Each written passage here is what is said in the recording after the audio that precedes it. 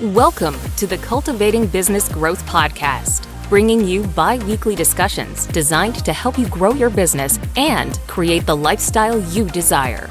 Elevate your business with proven strategies from virtual CFOs, CPAs, and business advisors. We discuss real-world challenges solved with actionable steps that get you the results you need both in business and building the life you deserve.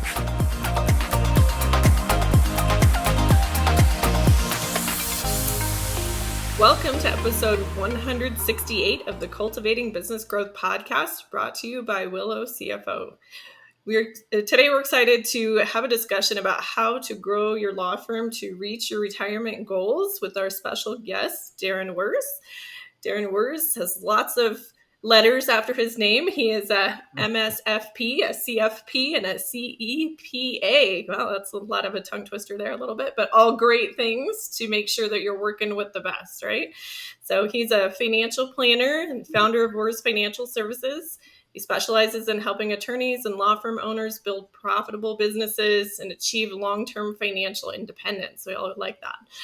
With a background in both law and finance, Darren brings a unique perspective to strategic planning, profitability, and succession for legal professionals. He's the host of the Lawyer Millionaire podcast and author of the book, The Lawyer Millionaire, offering practical insights on how law firm owners can align business success with personal wealth goals. So, yeah, that's awesome. Very cool. All right. So thank you. Welcome, Darren. Yeah, thanks for having me, Katina. That was a great introduction. We specialize in financial planning for law firm owners. That's the main thing. And we're actually rebranding ourselves more as the Lawyer Millionaire specifically. So we've got our new website is up, lawyermillionaire.com. You can learn all about us there. Awesome. Very cool. Yeah. So I know we're going to talk a little bit about, and I know law firm owners know this, but there's such a connection, right, between their business and their retirement and, growing and building towards that. So we're going to kind of kick it off with why retirement planning is business planning as well. So I'll let you kind of start in that direction and we'll go from there. Yeah, absolutely. Well, as a business owner, your business is a key component of your retirement planning. And so it's really something you have to think about. So many times I see the business getting in the way of thinking about retirement because there's so much that needs to happen with the business. And the business is such a focus. It's like, I don't have time to plan for retirement. What are you talking about?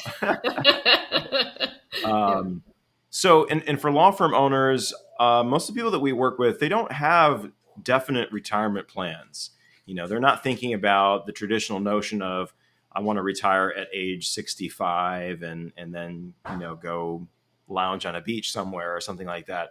Many of them enjoy what they do. They want to continue working, especially solo practitioners and small firm owners.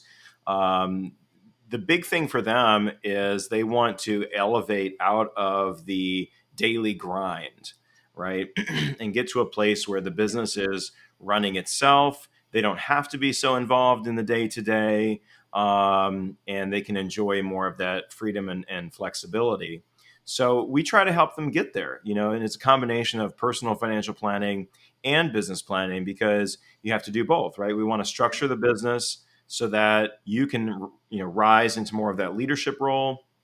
We also want to structure your finances so that you can get to a place where you are work optional and you don't depend on the income from the business necessarily. So that you have streams of passive income to rely on and you can be more selective in the clients and projects and things that you choose. That really takes the pressure off, right? So That's where we're trying to help law firm owners get to. Yeah, no, that's perfect. I think that's a great solution or direction, I guess, to head in for people that are, trying to get there in their lives where they can, still have a good business, still be involved, but enjoy what they're doing, not feel like they're just in the grind all the time and those kinds of things. And, and also elevating the business to that level where it doesn't have to just rely on you as the business owner, also adds a Yeah. lot of potential value, right, to the business itself. So along the way, as far as succession plans go, if it's, selling to potential partners that are up and coming, or if it's, selling the business outright, you're increasing the value of that business, because anybody that wants to invest in a business, they want to make sure it's going to continue without the person that's selling out, right? So if it's too Right. tied into you as the business owner and everything relies on you, the value is not going to be as high there. They're going to be like, well, I'm taking on a riskier endeavor here. What if, nobody wants to work with me after you're gone or whatever, or doesn't want to work Yeah. with the business after you're gone. So, building it up from that perspective, having those layers of management in place, et cetera, definitely is more attractive to that potential buyer and drives the value up too as well. So Definitely. Yeah. We encourage our clients to think about their business through the eyes of an investor, right? Um, you invest in other companies in your stock portfolio, right? right. Same way with your business. You are invested in the business, but unlike the stocks in your portfolio, your investment in your business is one where you're involved and Mhm. you can pull the levers and you can drive profitability and you can drive value in the business. So there's so much potential there. And that's one of the really exciting things about working with law firm owners is you can build wealth the traditional means, through your portfolio and saving and investing, but you also have this fantastic opportunity to grow your income, to grow the value of your business. And that is, in many cases, an easier pathway to growing wealth over time. So that's one of the reasons that we've created our model, which is a flat fee type of financial planning model. So it's not a percentage of assets. Our compensation isn't based on how big your portfolio is. It's one flat fee. We'll cover everything for you. That way we can hopefully give you an objective perspective on where you should be allocating capital, right? Should I be investing it in my business? Should I be investing it in more traditional stocks and bonds? In my experience, you need a combination of both, right? You need that diversification. We're definitely big proponents of investing in your own business, and because the ROI there can really be incredible. But you want to also have outside sources of wealth as well. Yes, yeah, definitely don't want to have all your eggs in the one basket, but definitely a good approach from like a more holistic approach, right? Like we're very holistic in our approach when we deal with our clients as virtual CFOs and controllers, but looking at the big picture of, like you said, what they're trying to accomplish, but utilizing all that is available. So if you go the traditional retirement, investment route, they don't look at those types of things, right? They're not looking at your business and making that part of the overall strategy as often. Haven't heard many people at all. Maybe you're the first to even talk about that, and I think that's super important because that's something we talk to our clients about. Okay, well, you don't just strategize based on tax savings. You strategize Yeah. based on how you're building the business, making smart decisions. That same thing here. Like you're saying, you strategize with the business in mind, but also with making sure you have a good diversification and protection of assets and all those fun things that have to go along in life as we get older and mature as people and mature our businesses and have more of those things to consider. So it's a great approach. Yeah, and I want to add a little caveat here. Okay. Because sometimes what I see is we want to make smart investment decisions, right? We want to be smart about how we're investing in our business. It's so easy to spend money in your business and think it's okay. I'm investing in my business, right? So we want to be very careful because I see a lot of law firm owners who are struggling. They have a 7-figure or an 8-figure business, but they're not hitting the profitability that they need to hit, right? And they're not saving and they're not accumulating wealth outside their law firm. And they're telling themselves it's okay because I'm investing in my business. So sometimes we can lie to ourselves, right? That it's okay to spend this much money on the business because I'm investing in the business. But we want to be making smart investment decisions wherever those investments are. Yes. So yeah, you've got to be really careful with that as well. It's important to be building wealth outside the business, in addition to thinking smartly and strategically about where and how you're investing capital within your business. Yes, absolutely. Got to make sure you're making those smart decisions, that you're keeping, your metrics and your KPIs in line and things that are making sense, so that you're, questioning those things. You're not going to just spend to spend, but, spend wisely for the return. Make sure that you're, analyzing, am I going to be getting that return? Now, some things are risks, and that's, such as with every investment, right, out Right, there. right. But, you can make those calculated risk assessments, but you want to make sure that you're looking at those things and not just blindly, like you said, just putting your head in the sand and I'm investing Right. in my business and, that kind of thing, for sure. So that's definitely important. And I know you made a note, we made a note here, profit margin for law firms is crucial to future security. Like, yeah, if you just Yes. to be in business, if you're not turning a profit, if you're not, obviously making money and then, taking that money and reinvesting it in the right places, et cetera, that, you're not Right. building the value. So, And not all growth is good. right. No, true. That's really important to realize. We all want to grow, and we see, everyone's talking about growth. Grow your practice, grow your firm. 10x and 15x, and everyone is shouting from the rooftops about growing your law firm. Well, that's great, but I have seen it in practice where businesses grow, but then there's added risk, and they might actually be less profitable after Mm-hmm. growing, right? So we want to grow smartly. We want to protect the profitability. And I'll just be honest, as a small business owner, your profitability is the most important thing. Um, yes, we want to think about strategically growing the value of your practice over time. However, small businesses, especially professional practices like law firms, are difficult to sell, and they don't really sell for a premium, right? Mm-hmm. So you can get some wealth on the back end by selling your business, but the biggest way you're going to move the needle with your personal wealth and accomplishing your financial goals is protecting that profitability.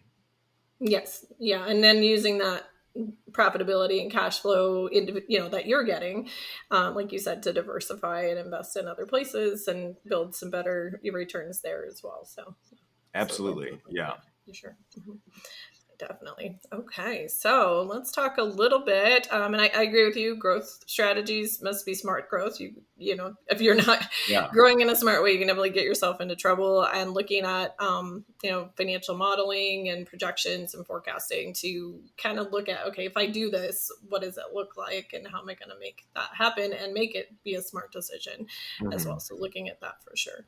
All right. So we have a little bit about, some growth strategies in here as well, if we wanted to go over. So again, kind of focusing on that smart growth. What are some things that we think are good growth strategies to look at? Yeah, absolutely. Well, there's kind of three that really stick out top of mind. One of the biggest needle movers is just really having a well-defined niche and positioning yourself in the marketplace as the go-to for that particular niche. The truth is, the reality is, it's so difficult to stand out. When we think about growth, so often we just think about getting more clients, right? But we want to be efficient, and one of the best ways to be efficient is to get more of the same clients, or to get more of the ideal clients, the ones that we really like to work with, that we've built all of our systems and tailored our process to those particular clients. So having a really well-defined niche and commanding that niche, that's one of the best, most powerful ways to grow, and to grow sustainably, right? Because Mhm. that's positioning, and that's branding that's going to last, and going to differentiate you and set you apart in the marketplace for a long time. The second area is one that more law firms are starting to explore. It's the Netflix model, right? It's recurring revenue.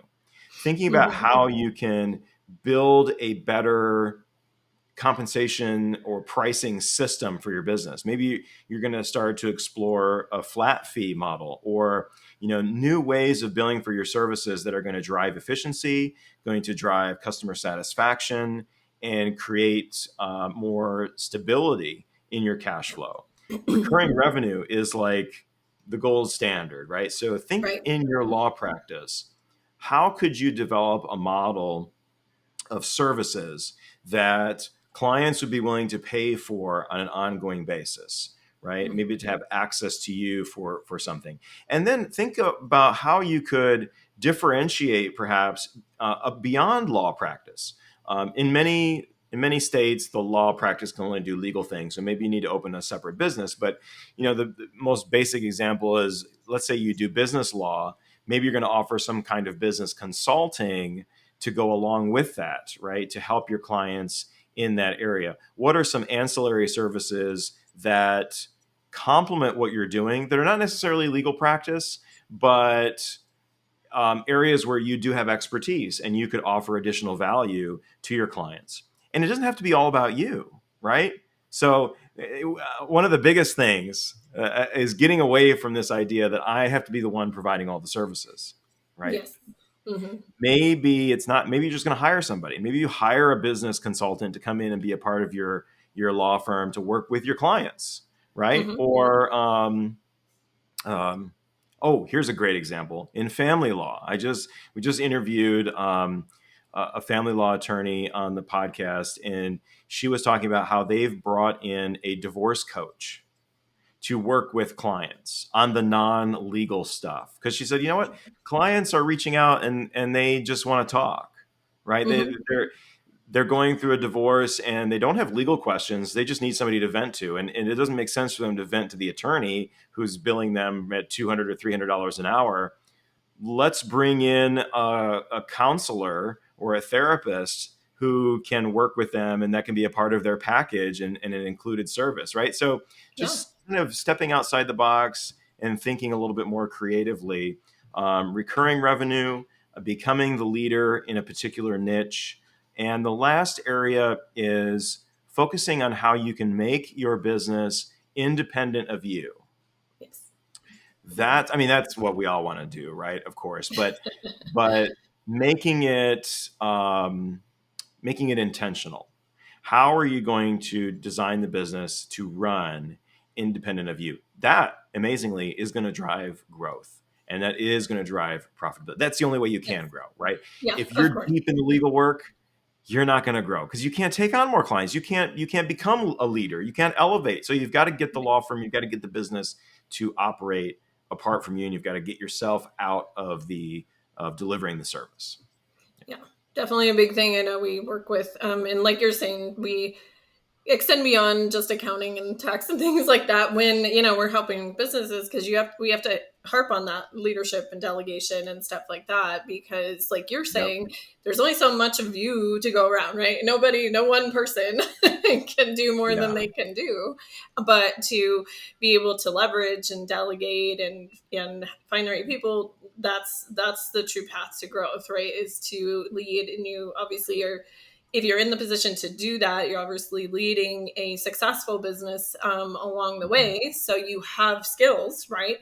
You know how to go about doing that. Now you just need to work on how to replicate that in that type of environment, that type of customer service, the things that are making you successful. You need to be able to replicate and have other people do that same thing, right? Uh-huh. So in doing that, like you're saying, so that's kind of comes now into the internal workings of the business as well, that you have to Yeah. kind of pay attention to. Like you're saying, you have to have the mindset to do that, but then set up the systems right to do it, to make sure that people Yeah. know how to do that, and what kind of checkpoints do you need in there, and what kind of quality control do you need, and having those things work. Again, creating that operational depth, right, so that you can Hmm. be the leader, you can step out of the day to day, and be able to have, that comfort level of, okay, we got good systems, we got good people, we got good checks in place, and to make sure that things keep running well and keep you on that trajectory of growth or sustainment, at least if you're good and you just want to Yeah. sustain, but that you're not losing ground, etc. So always kind of being in that mode of, reinventing somewhat, like you're saying, but also Yeah. having systems in place to do that. So, Well, every business does this.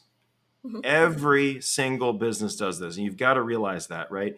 You don't have to be the provider of all of the services. You are in the business of customer relationship Mhm. and brand. You are your brand. So let me give you a great example. Nike, right? Mhm. Nike doesn't make its own shoes. Right. They have suppliers that make their shoes. They outsource so much of that work, right? And when Nike first started, when Phil Knight first started Nike, all he was doing was importing shoes from Japanese companies to the US. He didn't have really any unique proprietary assets or intellectual property or anything. Mhm. Nike was a supplier. It was a vendor, and Right.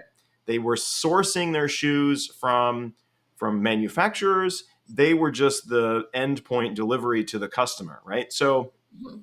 same thing in your business. How can you don't have to be doing everything. You don't have to be actually you know uh, sewing the shoes and putting them together, and you don't have to be doing all of those Right. steps, right? There can be a lot of aspects of your service delivery that are outsourced to other providers, and we already do this with technology and Yeah, software, true. right? Mhm. We outsource a lot of the things that we do in professional services, and you can do the same thing, right? So just we have to elevate our thinking. But so many of us started our businesses as solo practitioners, Yeah. so it's so difficult to take that step. And I think that really is the crux. Like that is the biggest, hardest thing for small business owners, and especially law firm owners, to do, is to get out of the service delivery, elevate themselves into leadership, and have other people in the organization actually doing the work. Yeah, for sure. Yeah, that letting go process, especially like you said, you likely, if you started your own business, you kind of just struck out and you just worked your tail off, right, to get these clients, to get that stability, to get that growth, to do all those things, and Mhm. kind of letting go of that is scary and hard, and, Yeah, and a lot of things yeah, around that. It's your brand, like you said, it's your baby. It's, those kinds of things can be difficult, but yeah, it's definitely necessary for sure for the yeah, continuance and growth of the business, et cetera. So it's definitely a good thing to work on, as those leadership skills, et cetera. So, okay, so now we're kind of talked about growing the business and strategizing around it and those types of things. So I know one thing obviously that comes up, especially as we're discussing potential retirement and future and things that are happening, goes around with exit strategies. Like, what kinds of things should we look at with regards to exit strategies with the business, that you can talk a little bit about yeah. in your experience. So. Absolutely. So definitely getting the business organized and functioning in a way that you can take a 3 or 4 week vacation and things don't fall apart. That's a big step. There's really 3 areas when you think about exiting your business, and most law firm owners, let's define exit, right? Sure. Yeah. Exit simply means that you are going to get out of the day to day, right?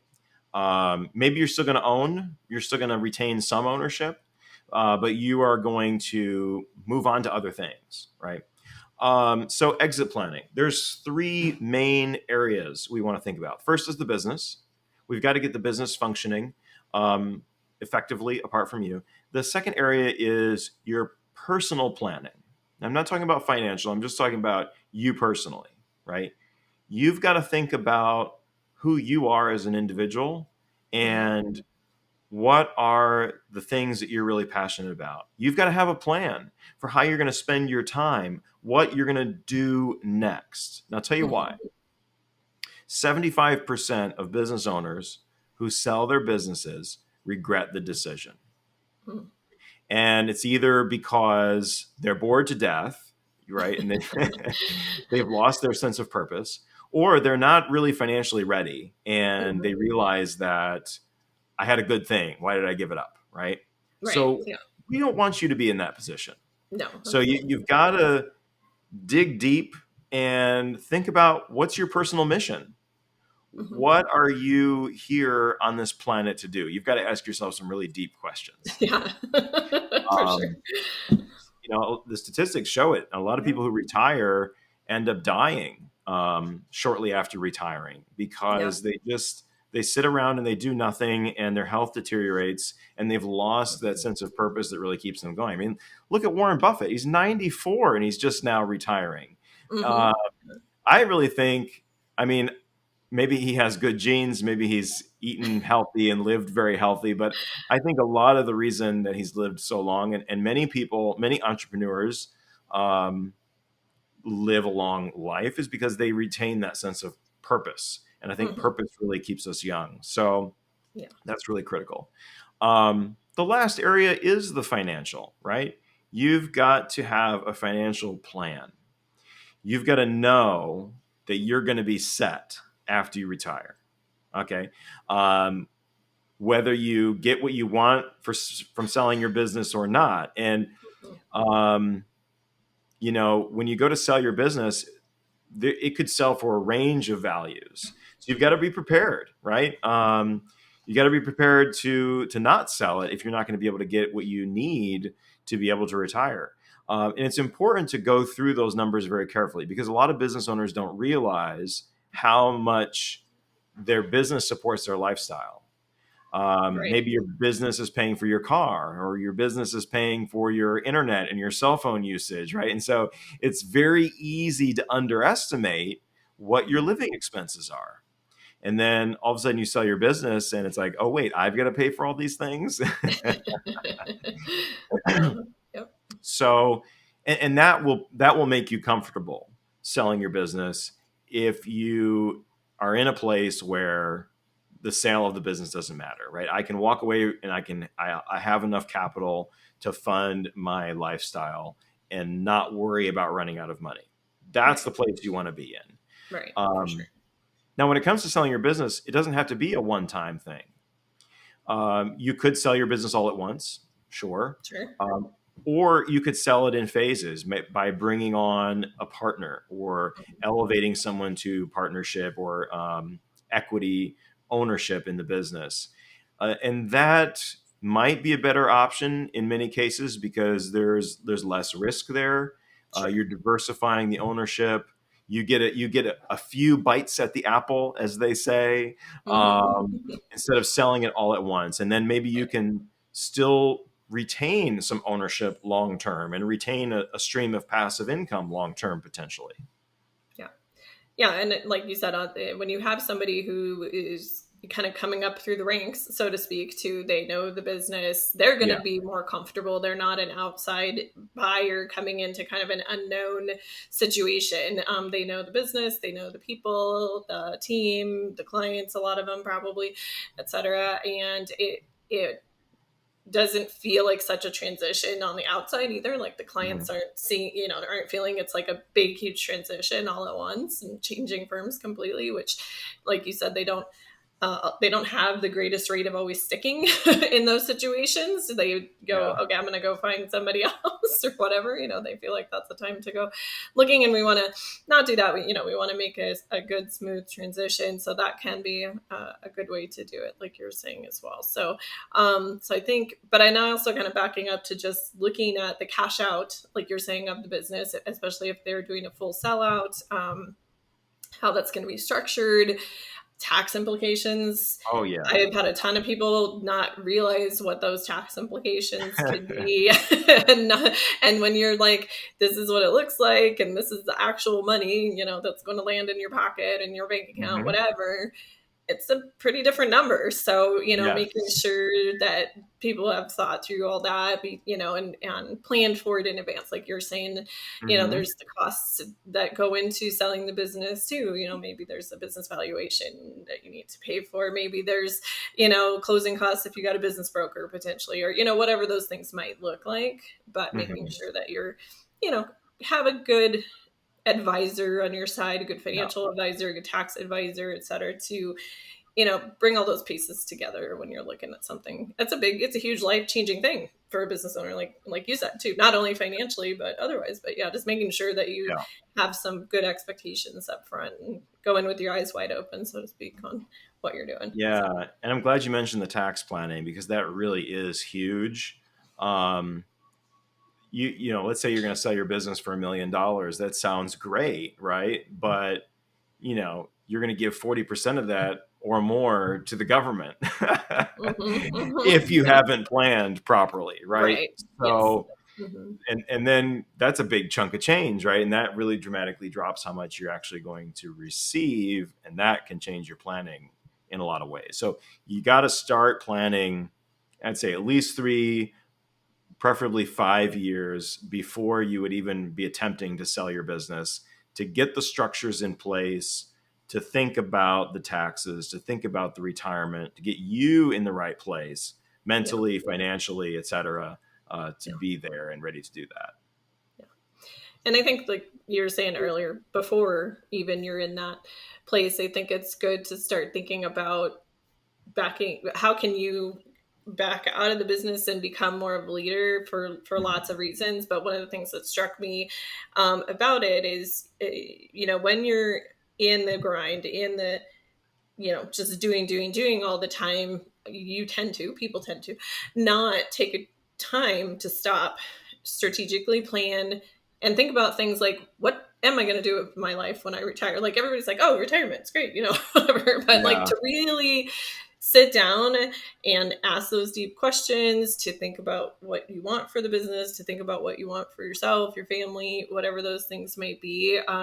Unless we're really good about scheduling those things in, almost like, but also Mhm. creating space for them. It's going to be one of those things, like when you don't have time, you just keep kicking it down the road. Think about that later. Yeah. Um, so creating some space to think about that. And, we recommend just actually scheduling some time to sit down, think about it, like do those, planning Mhm. sessions at least once a year. Twice a year is even better to think about. But like you said, think about not only the business, but your whole situation, and what does that look Mhm. like, and looking at the, the 10 years at least, or the long-term plan, and, kind of backing into the current Yeah. plan. But I know we people, at least I think a lot of us, are like, that's hard. I don't want to think about those deep things. Those are hard to think about. But, the more you kind of expose yourself, I guess, to doing that, and to continuing it. And, it helps, right? And then you kind of get your mindset in a different direction as well. You'll find that you start thinking about things differently, and, Mhm. and you expand your horizons and those types of things too. So I just wanted to kind of bring that around, because I thought it was a very Yeah. insightful thing to think about, but also like, how do we get there a little bit too. So Mhm. Mhm. Yeah. Everybody talks about a 10-year vision. Um, but I was at a conference in Jamaica, and this came to me, and I was like, you know, when you're thinking about where you want to be in 10 years, put a number on it. Like how, think right now, right? At what age will you be in mhm. 10 years? Yeah, Okay. Now that makes it real because now it's right. like, okay, It does. at that age, where do I want to be in life? Okay, Mhm. now you have some things to really think about. I just find that a lot more motivating. I want your audience to ponder that question. Yeah, no, I think that's great. Yeah, I think it's, yeah, how old are you going to be? Maybe how old are your kids going to be in 10 years? Things like that. Yeah, What's that going to look true. like? So kind of, I guess, they talk about visualizing, but kind of, yeah, you're kind of creating that vision of what does life look like at that point in time, for you. Yeah. And I think it's great to start with, yeah, like your age, where you're going to be, and what do you want the rest of your life, I guess, to look like at that point in Hmm. time, like you're saying. So for sure, Yeah, definitely. for sure. Let's be concrete about it and specific, and intentional. Yeah, Mm-hmm. for sure. Definitely. So we can lay those plans down, and that doesn't mean you're going to have the answers right away, and they'll probably change over time too, I'm sure. Right. But And the that's point okay. is to start working in that direction and thinking about it, etc. as well. So very good. Yeah. So, okay, cool. All right. So we're kind of coming up towards our end of things here, but just kind of want to see, is there something specific, Darren, that you would like to leave the listeners with, something to take away from, or what Yeah. have you? You know, in along that theme of really being specific, define for yourself how much money you would need to be work optional. You know, really figure out what that number is and write that number down and give yourself a target that you're aiming for. Like, this is where we need to go. And maybe you're still working on the debt and paying that down. Do the same thing, right? Write it down. Here's where we are. Here's where we're trying to get to, and just put it in front of you. That really makes it concrete. You know, if you need to get to $3 million, okay, now you know I need to get to this dollar amount, and then I will be in a place where I can be work optional potentially.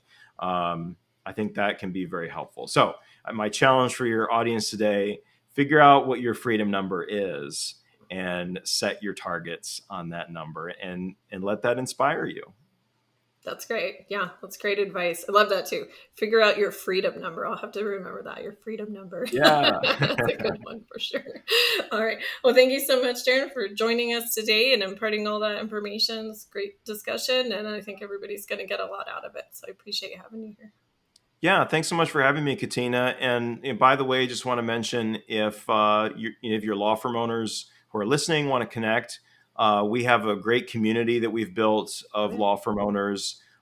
There's an online community you can join. We have regular events, one of which is our book club. So you can find that at community.lawyermillionaire.com. And I'm sure Katina will get that in the notes for you guys. Yes, absolutely. We'll all be in the show notes for sure. Yeah. Fantastic. Right. Well, thanks, Katina. Yeah, thank you. All right. We'll keep that momentum going, and we will see you next time, everyone.